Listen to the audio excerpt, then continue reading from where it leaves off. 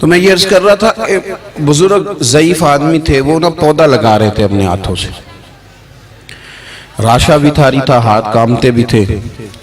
محمود گزر رہے تھے، بزرگوں کو دیکھا اور دیکھ کر کے فرمانے لگے بابا جی نہ تو آپ اس کی چھاؤں میں بیٹھ سکیں گے، آپ کی عمر بتاتی ہے کہ اس کا پھل بھی آپ نہیں کھا سکیں گے، تو اتنی مشقت آپ کر رہے ہیں۔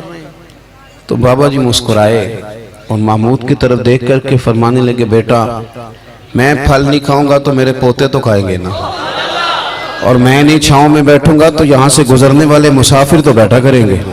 محمود بڑے خوش ہوئے، اتنی اچھی بات، اتنا خیر کا جذبہ، اتنی اچھی امید، اتنا تازہ دم شخص، فوراً ایک اشرفیوں کی تھیلی نکالی اور کہا بابا جی یہ تحفے میں رکھ لیں، قبول کر لیں۔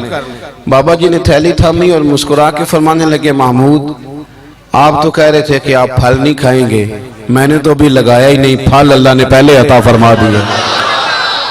دیکھیں میں نے امید لگائی تھی کہ میں خیر کروں گا تو مجھے تو پھل مل گیا۔ محمود نے نہ ایک تھیلی اشرفیوں کی اور تھمائی، کا اور رکھ لیجئے۔ تو بزرگ فرمانے لگے محمود میرے اخلاص کی برکت دیکھو، لوگوں کے باغ میں سال میں ایک دفعہ پھل آتا ہے، میں نے اپنے رب کے ساتھ اخلاص کے ساتھ سفر شروع کیا ہے تو میرے باغ نے سال میں 2 دفعہ پھل دے دیا ہے۔ میں ایک تھیلی اور دی۔ آپ نہ ذوق بنائیں، کبھی بھی مایوس زندگی نہیں گزارے۔ اور یہ جو ہمارا مزاج ہے نا کہ دنیا میں ایک میں ٹھیک ہوں اور ایک جو میرے پیچھے ہاتھ باندھ کے چلتا ہے وہ ٹھیک ہے، اس ذوق سے بھی باہر نکلیں۔ آپ ذرا باہر نکل کے دیکھیں، بندہ چھوٹا تب نظر آتا ہے جب دور سے دیکھا جائے یا غرور سے دیکھا جائے۔ آپ قریب جا کے لوگوں کو دیکھیں، لوگوں کے بارے میں اچھے جذبات رکھیں، دل کو نرم کریں۔ کیوں؟ اس لیے کہ میرے محبوب پاک علیہ السلام نے فرمایا میری ساری امت کبھی گمراہی پر جمع نہیں ہوگی، یہ ہو نہیں سکتا کہ سارے لوگ خراب ہو جائیں، یہ ممکن نہیں۔ ایک بات تو یہ، اور دوسری بات میرے بھائی حضور نا داعی اللہ ہیں، وَدَاعِيًا إِلَى اللَّهِ بِإِذْنِهِ وَسِرَاجًا مُنِيرًا۔ حضور نے نا ہمارا رخ اللہ کی جانب موڑا ہے، اللہ کی جانب، توحید کی جانب، اپنی رسالت کی جانب۔ زندگی کے اندر کبھی بھی آپ کسی اوہام پرستی کا شکار نہ ہو۔ ہم چونکہ صوفیاء کے ماننے والے ہیں، ہم چونکہ اللہ کے بندوں کی غلامی کرنے والے ہیں، تو یہ جو اللہ والے ہوتے ہیں یہ تو عقیدہ توحید مضبوط کرتے ہیں۔ شاید باقی لوگ تو توحید بتاتے ہوں، یہ تو توحید چکھا دیا کرتے ہیں۔ تصوف اور طریقت کا جو بنیادی معنی ہے وہ معرفت خداوندی ہے۔ کبھی بھی یہ جو ہم وہم کا شکار ہے نا، وہم کا، یعنی ابھی تک لوگ کہہ رہے ہیں کہ کالی بلی رستہ کاٹ گئی ہے، ابھی تک لوگ کہہ رہے ہیں کہ میں نکلوں تو مجھے آواز نہ دینا، ابھی تک لوگوں کو مسئلہ بناؤں۔ آج کے دور میں بھی جبکہ آپ نے اس رب کریم کی بارگاہ کی عبادت کا اعلان کیا ہے کہ جو مالک کریم وحدہ لا شریک ہے، اور اس رب کریم کے ہوتے ہوئے آپ لوگوں سے ڈرتے ہیں۔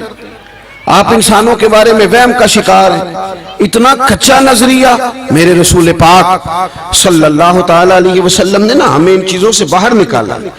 اہل عرب کا یہ طریقہ تھا کہ وہ کچھ وہموں کا شکار رہتے تھے، کعبے کا طواف کرتے تھے تو کپڑے اتار کے، قربانی کر لی تو اب اس کا گوشت دیواروں کے ساتھ ملیں گے، اور حج کر کے آئے تو آپ دروازوں سے داخل نہیں ہوں گے، چھتوں سے آئیں گے۔ یہ کام نہیں کریں آپ۔ وہ جو اوہام پرستی ہے خاص قسم کی، وہم کا شکار ہونا، وہم کا، یعنی بڑی معذرت کے ساتھ مجھے یہ بات کرنی پڑے گی کہ اتنا کالا جادو، ہر تیسرے آدمی کو کالا جادو، ہر تیسرے آدمی کو، اور خیر سے وہ جو بتانے والے وہ بھی بڑا انوکھا انداز انہوں نے اختیار کیا ہوا ہے۔ وہ کہتے تجھے جادو کر دیے کسی نے، کس نے کہا کہ یہ مجھے بتانے کا حکم نہیں، مجھے شرارت کا حکم تھا، شرارت میں نے کر دی، اب تو گھر جا کے سوچتا رہے۔ اسی طرح ڈھیروں قسم کے ملانگ ہمارے کھاتے پڑ گئے، ٹال پہنے ہوئے، اور وہ آگئے، وہ لوگوں کو قسمت کا حال بتاتے ہیں۔ آپ کا تو مجھے نہیں پتا، میں نے اپنے دیہاتوں میں دیکھا ہے کہ وہ سونا بھی ڈبل کرتے تھے، بعد میں پتہ چلتا تھا سنگل بھی غائب ہو جاتا تھا۔ ہنسے نہیں جی، اونچا نہیں ہنسنا چاہیے کبھی بھی، یہ محافل ہے ہماری، سنجیدہ ماحول ہے۔ میری بات پہ آپ توجہ کریں گے عزیز کہ آپ اوہام پرستی کا شکار نہ ہوں۔ ورنہ آپ اور نبی پاک صلی اللہ علیہ وسلم نا جگہ جگہ حضور ہمیں ذوق دیتے سمجھاتے کہ تم نے اپنی توجہ اللہ رسول کی جانب رکھنی ہے، تم نے الجھنا نہیں، ورنہ آپ کیسے میدان میں نکلیں گے؟ فوجی کہہ دے ہمیں کالا جادو ہو گیا، ہم سے جایا نہیں جاتا، تو جنگ ہوگی؟ کوئی کہہ دے ہم پر تو وہ فلانے نے سیو کرا دیا ہے تو ہم دفتر نہیں جا سکتے، تو کاروبار زندگی چلے گا؟ کن چکروں میں پڑ گئے؟ جادو ہوتا ہے، اس کی حقیقت سے انکار نہیں، لیکن اتنا کچا ماحول، اتنی کمزور بات، یہ اہل ایمان کا شیوا نہیں ہے۔ آپ مضبوط رہیں۔ عارف رومی رحمت اللہ علیہ فرماتے میں کبھی بھی زندگی میں کوئی بات اس لیے نہیں کی کہ مجمع ہنسے، اور ہنسنا ویسے بھی شریعت میں مسکرانا ہے، کہہ کا لگا کے تو روٹین میں بھی ہنسنے سے پرہیز کرنی چاہیے۔ وہ کہتے ہیں ایک بادشاہ تھا تو اس کا بھی ذہن بن گیا تھا کہ پتہ نہیں یہ کیا ہو جاتا ہے۔ کچھ یہ لوگ نا ہمارا وہم بڑھاتے ہیں، آج کل جو تویز دھاگے والے لوگ ہیں نا، یہ اور اضافہ کرتے ہیں اس کے اندر، اور کہانیاں بنا کے دیتے ہیں، لوگ اور زیادہ الجھ جاتے ہیں۔ بادشاہ تھا تو وہ شکار کرنے جاتا تھا تو اس کے ذہن میں یہ خیال تھا کہ اگر رستے میں کوئی بندہ میرے متھے لگ جائے تو میرا شکار ٹھیک نہیں ہوتا۔ تو وہ کیا کرتا، وہ جب سفر کے لیے نکلتا تو لوگوں سے کہتا سارے رستے خالی کرا دو، میں نے شکار کے لیے جانا ہے۔ لوگ رستے خالی کرا دیتے۔ ایک دن ایک آدمی بیچارہ نے ایک آنکھ سے اسے نظر نہیں آتا تھا، وہ کوئی جنگل سے لکڑیاں کاٹ کے آ رہا تھا تو اچانک وہ چڑھ گیا۔ اذانیں زیادہ ہوتی ہوں تو ایک کا جواب دینا ضروری ہوتا ہے، وہ ہم دے چکے ہیں، اس لیے آپ توجہ کریں میری بات۔ تو وہ بیچارہ چڑھ گیا لکڑ ہارا سڑک پہ، اس کے سپاہیوں نے بندے تو بڑے ہٹائے تھے پر یہ غلطی سے آ گیا، انہوں نے پکڑ لیا، بادشاہ کے سامنے پیش کیا۔ بادشاہ کہنے لگا تمہیں نہیں پتا کہ میرے رستے میں کوئی آئے تو میرا شکار نہیں ٹھیک ہوتا، اس کو باندھ دو۔ دھوپ بڑی سخت تھی، درخت کے ساتھ باندھ دیا، کہا جا رہا ہوں، واپس آتا ہوں، اگر شکار ٹھیک ہو گیا تو چھوڑ دوں گا ورنہ اسے قتل کر دوں گا۔ دو بندے اس کے سرانے کھڑے کر دیے تلوار لے کر کے۔ اب وہ بیچارہ صبح سے بندہ ہے، بادشاہ چلا گیا۔ اتفاق کی بات یہ کہ آج شکار پہلے سے بھی اچھا ہوا، خوب ہوا، بادشاہ واپس آیا۔ اب یہ دھوپ میں بندہ ہے، کسی نے پانی بھی نہیں پوچھا، تنگ آمد بجنگ آمد، بندہ جب پورا تنگ آئے تو پھر جنگ بھی بڑی کرتا ہے۔ اس نے کہا یار آج مرنا تو ہے، اب مرنا سچ بول کے۔ بادشاہ نے کہا اسے کھول دو، آج میرا شکار بڑا اچھا ہوا ہے، لہذا اسے کچھ نہیں کہنا، کھول دو۔ رسیاں کھول دی تو پتہ کا شخص کہتا ہے، کہتا بادشاہ ایک بات کر لوں میں بھی، مار تو جانا ہی ہے پر ایک بات کر لوں۔ کہنے لگا کرو۔ کہنے لگا تم نے صبح میرا منہ دیکھا تھا، تمہارا شکار بڑا اچھا ہوا ہے، دن بڑا اچھا گزرا ہے، پر میں نے آج سویرے تمہارا منہ دیکھ لیا تھا، تو دیکھو میرا بیچارے کا کیا حال ہوا ہے کہ صبح سے یہاں۔ اب تم بتاؤ منحوس میں ہوں کہ تم ہو، نحوست میرے اندر کہ تمہارے اندر؟ میں اگر کوئی جوان آدمی میرے ساتھ آ کے یہ بات کرتا ہے نا کہ میری فلان ہو گیا تو میں بڑا، تو مجھے اس پہ غصہ آتا ہے۔ میں کہتا ہوں آپ اس عمر میں یہ کام کریں گے تو بزرگوں کو کون سہارا دے گا، ضعیفوں اور کمزوروں کو کون اٹھائے گا؟ آپ اتنی کچی باتیں کرتے ہیں۔ اور یہاں پیروں نے بھی عجیب تماشا گھڑا ہوا ہے، سویرے 9 بجے بیٹھ جاتے ہیں تعویذ لکھنے۔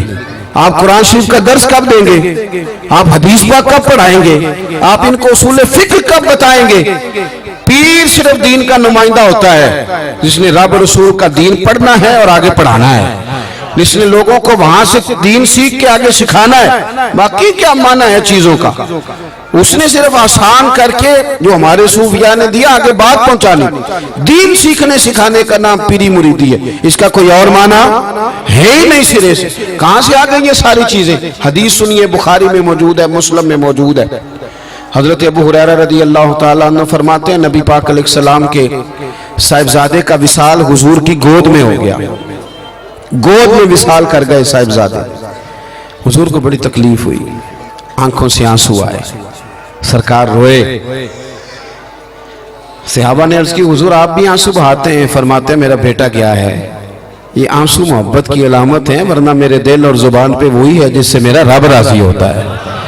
اتفاق کی بات دیکھیے، اتفاق کی کہ اسی دن جس دن سرکار کے صاحبزادے کا وصال ہوا اسی دن سورج کو گرہن بھی ہو گیا۔ اب جوڑنے والے باتیں جوڑ دیتے ہیں نا، کچھ لوگوں نے بات جوڑ دی، کہنے لگے دیکھا حضور کے صاحبزادے کا وصال ہوا تو سورج کو بھی گرہن ہو گیا، سورج کو بھی گرہن ہو گیا۔ اور میرے دوستو سنو، یہ عقیدوں کی مضبوطی کتنا ضروری کام ہے۔